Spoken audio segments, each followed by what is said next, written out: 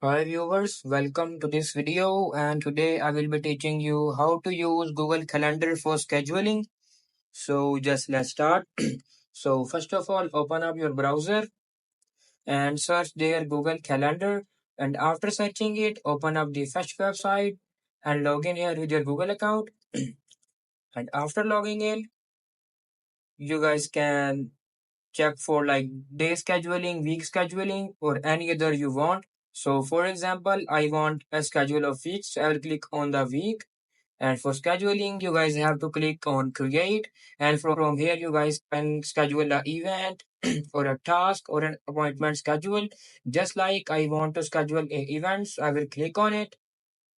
And after clicking, I can add a title like a marriage, and I will just save it. And as you guys can see, a schedule has been added, and that's how you guys can easily use Google Calendar for scheduling. But if you find this video helpful, please like and subscribe to this channel, and thanks for watching.